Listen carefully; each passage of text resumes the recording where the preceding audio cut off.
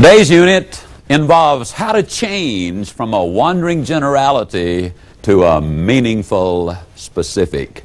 When I was a young boy, I heard a rather fascinating story. The story was about this guy whose wife sent him downtown to buy a ham. He got home with the ham and she said, "Why, honey, you didn't have them cut the end off." And he said, "Well, you didn't tell me to." She said, "I thought you knew we always cut the end of the ham off." He said, "Why?" She said, "I always cut the end of the ham off because my mama always cut the end of the ham off." He said, "Well, Mama's back in the kitchen. Let's go ask her." Went back to the kitchen and said, "Mama, why do you always cut the end of the ham off?" She said, "I always cut the end of the ham off because my mama always cut the end of the ham off." Well, this guy said, "We're going to solve this three-generation mystery right now." So they got on the phone, called long distance, and said, "Grandma, why do you always cut the end of the ham off?" She said, "I always cut the end of the ham off because my roaster was too small." Now, you see, Grandma really had a reason.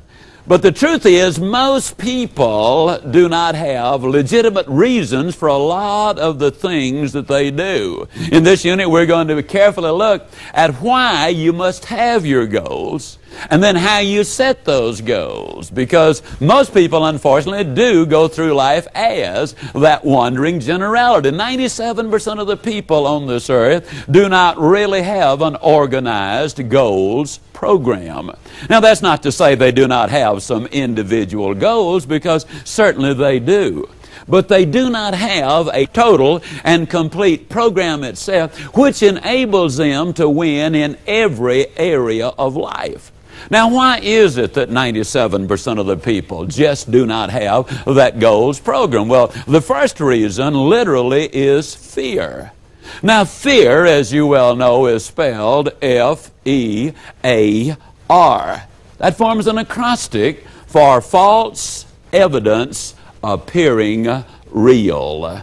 But if it appears real, as a practical matter, then it is real. For example, I could come into your city, I don't care where you live in this world, and rob your bank with nothing but a handkerchief.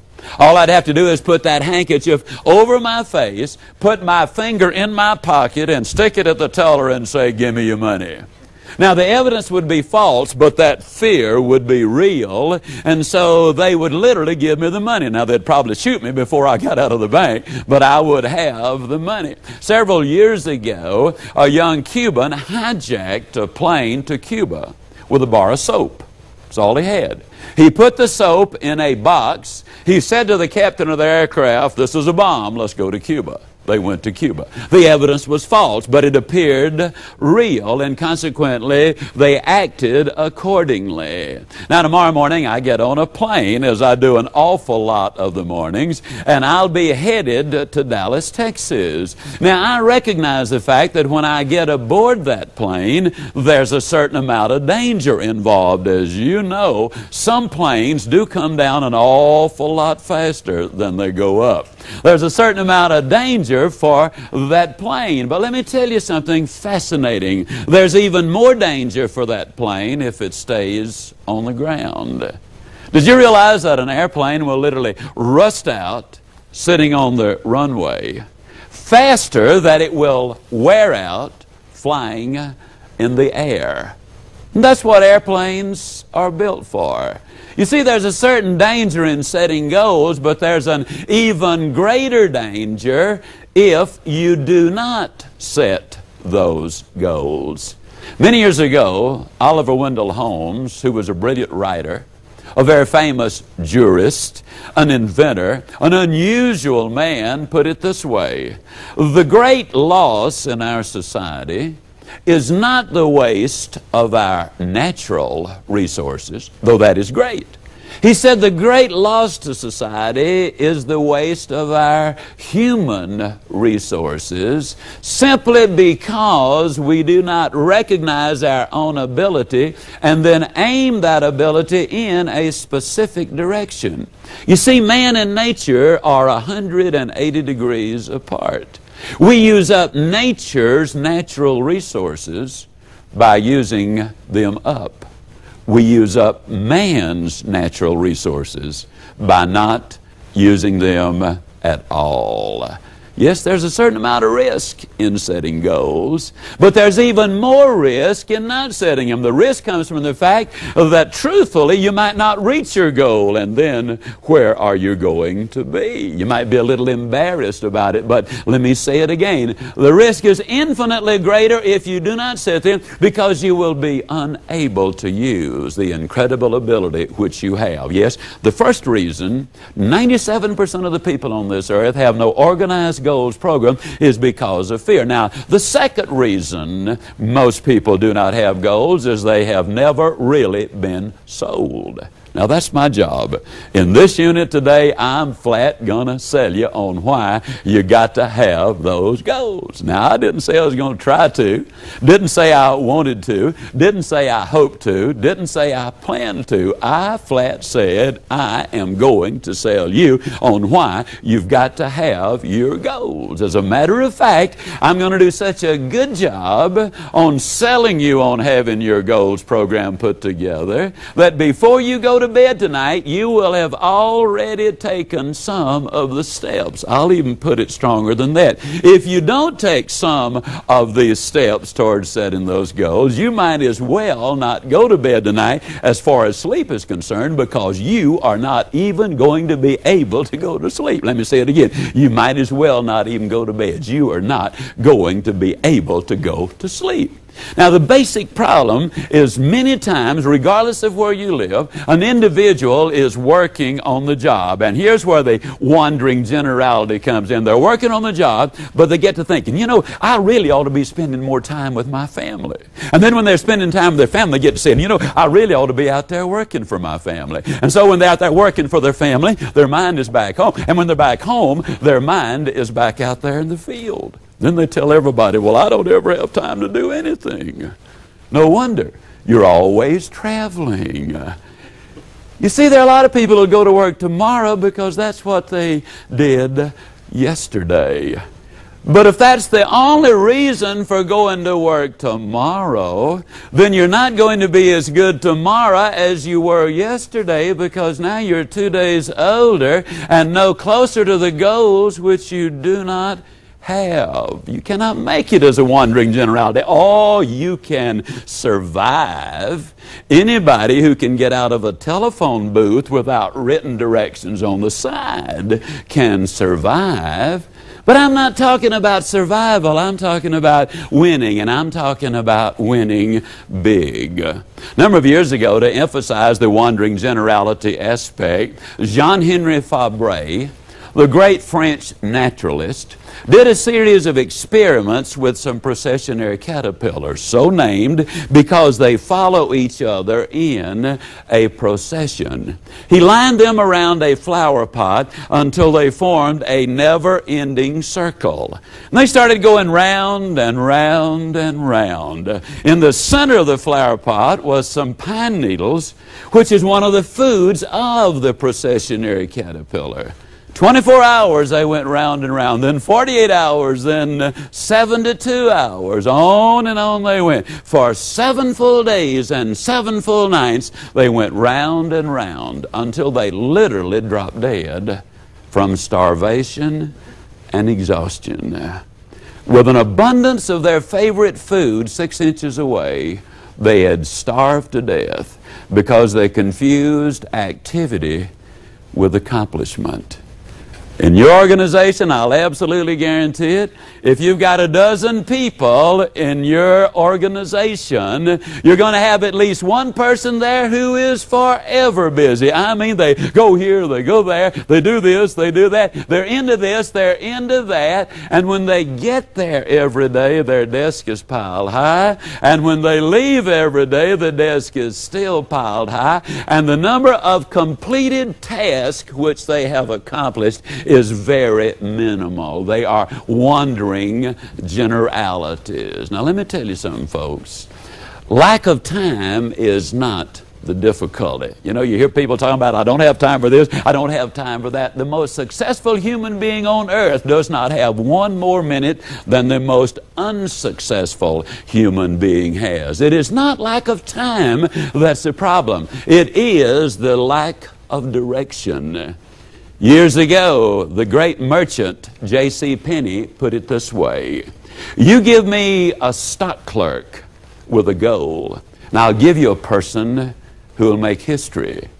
But you give me a person without those goals, and I will show you a stock clerk. You got to have goals. Can you imagine the chairman of the board for a major corporation like, let's say, General Motors, and somebody says to him, they ask the question, how'd you get to be the chairman of the board for General Motors? And he says, well, I just showed up for work, and they started promoting me, and first thing you know, here I am, chairman of the board. Would you believe it if somebody said that when Sir Edmund Hillary, the first man to scale Mount Everest, when he climbed down off that mountain, and somebody came to him and said, Sir Edmund, how'd you climb the tallest mountain in the whole world? Do you really think, he said, well, I was just out walking around. Incredible. And yet there are so many people who think they can make it just by showing up for work and doing the best they can. Well, I'm in favor of both of those. But the best you can includes preparation and planning and direction. Probably the most amazing direction or example I could use, and incidentally, I want to emphasize this, goals work personally, they work for families, they work for companies, and in this example, I will demonstrate that they work for nations. Japan in 1950 was absolutely devastated. They had the highest percentage of their young men whom they had lost in war than any nation in the last 200 years. Their cities had been burned out. Their economy was in an absolute shambles. Now they called a sales meeting. Now I hasten to add that they didn't identify it as a sales meeting, but that's actually what it was. Sales meeting, marketing strategy, you name it.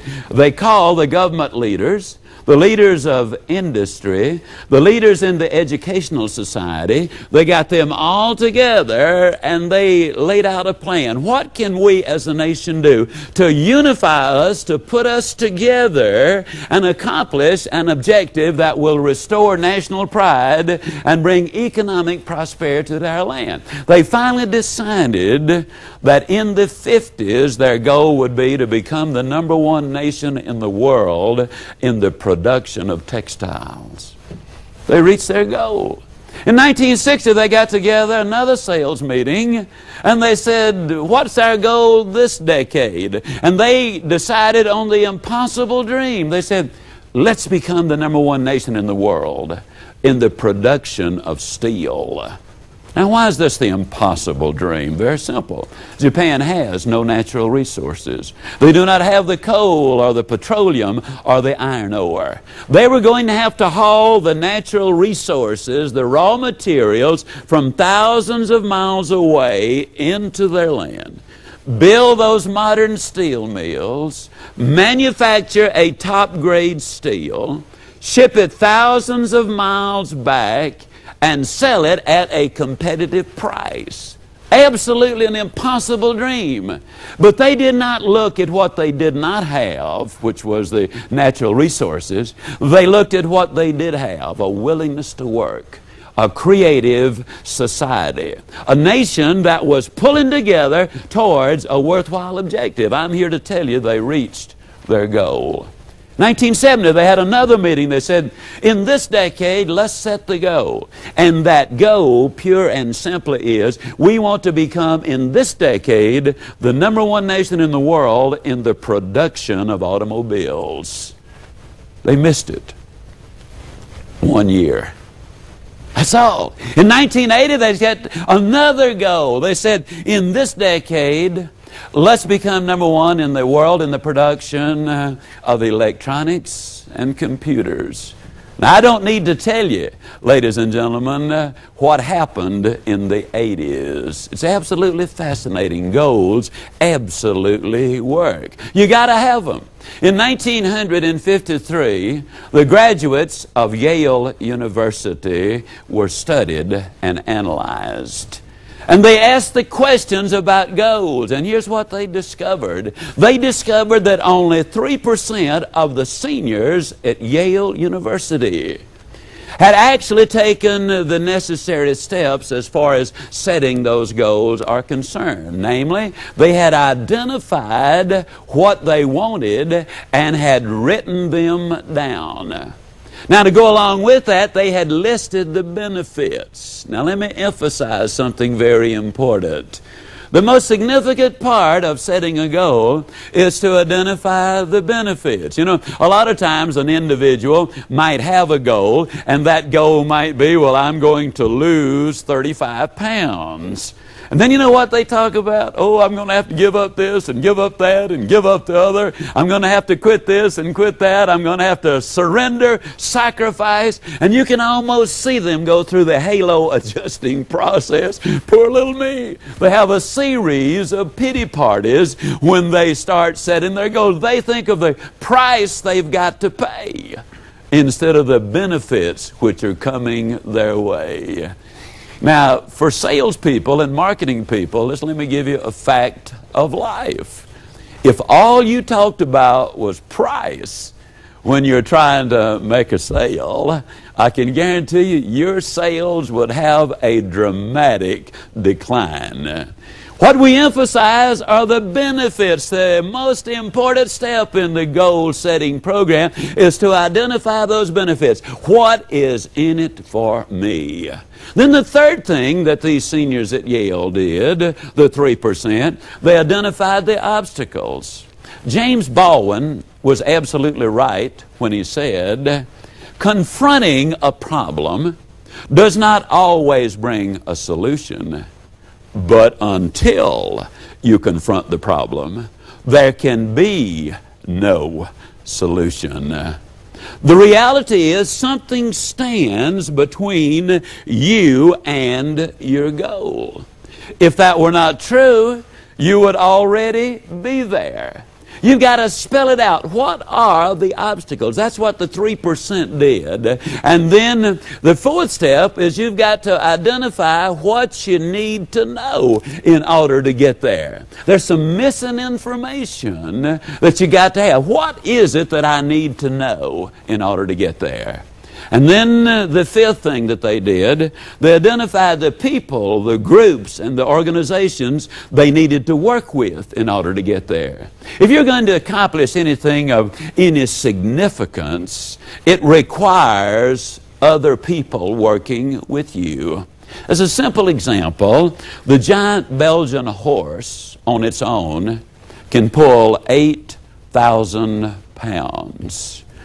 If you hook him up with another giant Belgian horse, together they can pull 18,000 pounds.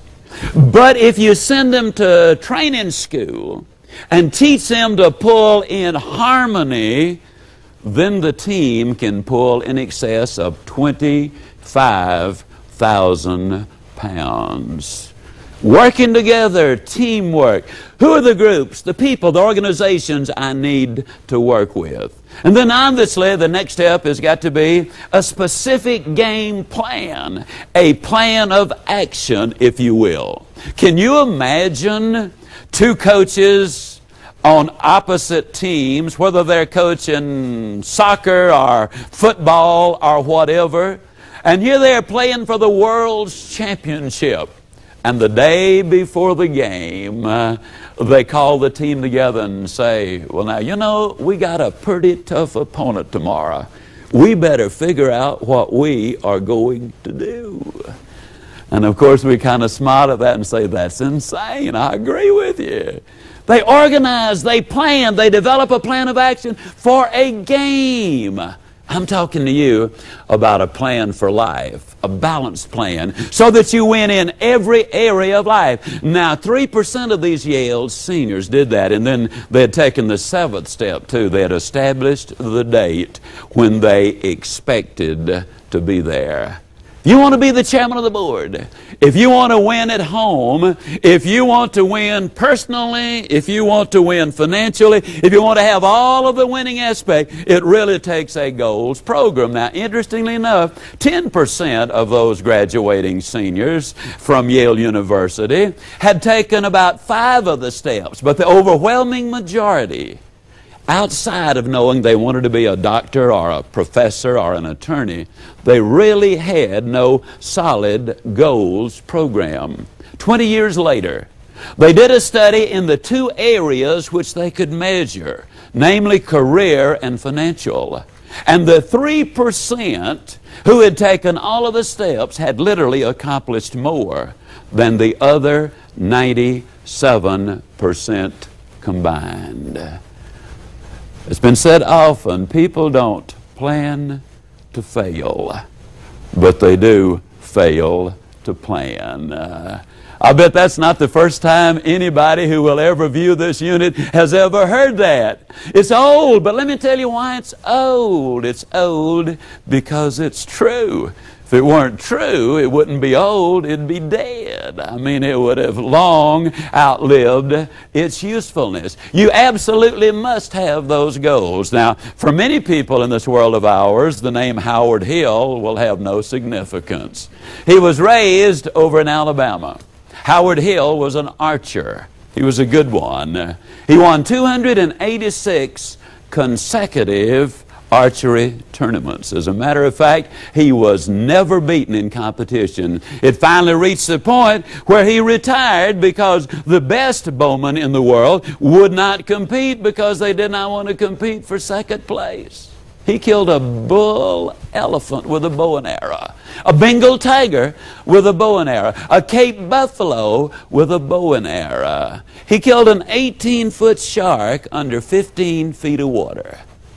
Or was it a 15-foot shark under 18 feet of water? It was one. All I know, it was a big one, and he was way down there. When I was a youngster, I've seen newsreels of Howard Hill where from 50 feet he would literally split the bullseye. I mean, perfectly in the center. Then he would take his next arrow and split the first one. A remarkable demonstration of skill. Now, I've never professionally shot the bow and arrow, but I am an instructor extraordinary. That just means I'm good, real good. As a matter of fact, I'm so good as an instructor that I could spend 20 minutes with you personally, and regardless of what part of the world you live in, provided your eyesight is good and your health is good, at the end of 20 minutes, I would have you hitting the bullseye more consistently than Howard Hill could have hit it the best day he ever had as a bowman. Provided, of course, we had first blindfolded Howard Hill and turn him around a few times so he'd have no idea as to where he was. And you kind of sit there thinking, Zigler, you dirty dog. Of course, that's the dumbest thing I've ever heard. How on earth, Zigler, you know we could beat him then. How on earth could a person possibly hit a target he could not even see? You know, that's a good question. Let me give you one even better. How can you hit a target you do not even have? Have you got yours? I mean, in every phase of your life? Have you identified it and written it down? Have you specifically listed the benefits which are yours? Have you identified the obstacles which you have to overcome in order to get there? Have you put together the information you need in order to make this plan work? Have you identified the people, the groups, the organizations you need to work with in order for it to happen?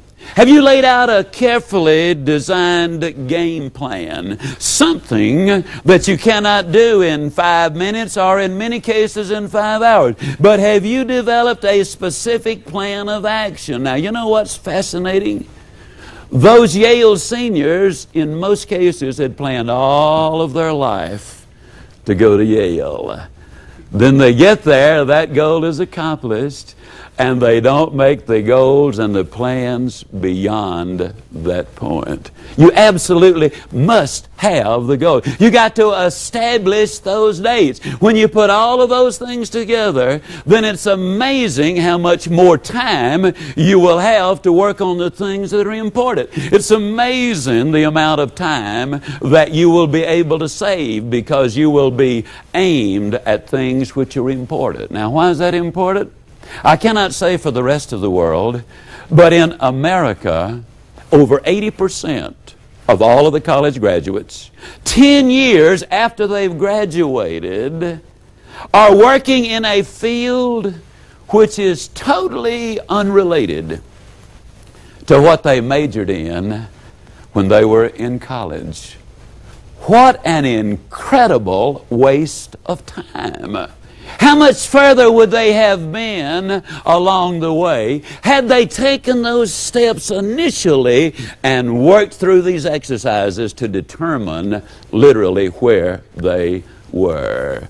Now, in order to wrap this unit up, to kind of pull it together, let me simply say that the first thing we've got to do is we've got to eliminate fear. Now, that's easy to say, but how do you eliminate fear? You look at the alternatives. When fear deals with us, think of all the things we lose as versus when we rationalize, much as we talked about the airplane trip, you understand. There's a certain amount of danger for the plane if it leaves the ground, but it's more danger if it stays on the ground. There's a certain danger in setting goals because you might not reach them. But think of the greater danger if you don't set those goals. Rationalize it. Look at it realistically. Then buy the idea that I've been selling that you must have those goals. Then obviously you take the 7 steps that we have emphasized twice already in this unit. The steps absolutely are critical, ladies and gentlemen. You need to take them in order to set the goals which are so important to have in your life. Yes, goals are enormously important. The 4th step, the 4th thing we need to do is we need to really listen carefully to the Sir Edmund Hillary story. The first time Sir Edmund Hillary attempted to scale Mount Everest, he did not make it. As a matter of fact, he left, I believe it was 3 of his mountain climbers dead on the mountainside. But because his effort had been so enormous, the English government awarded him its highest honor. They called him before the Parliament. And as he walked in, to a person, everybody there rose and gave him a prolonged standing ovation. As Sir Edmund Hillary moved to the front of the room, there was a giant picture behind where he was to be standing, and the picture was that of the peak of Mount Everest. It was an awesome picture. Sir Edmund Hillary largely ignored the crowd, ignored the applause. He ignored everything that was being said by the people in the audience. He literally stood directly in front of that picture for a moment or two, and then he shook his fist at Mount Everest. And he said, "You won this time, but you're as big as you're ever going to get. I'm still growing." History tells us he made it the next go-round. Your history will record that if you persist in your goals that you're now going to set, that you'll win if you pursue those goals. Buy those ideas that we've been sharing. Take these steps, because if you do, I'll close by saying I'll see you. And yes, I really do mean you at the top.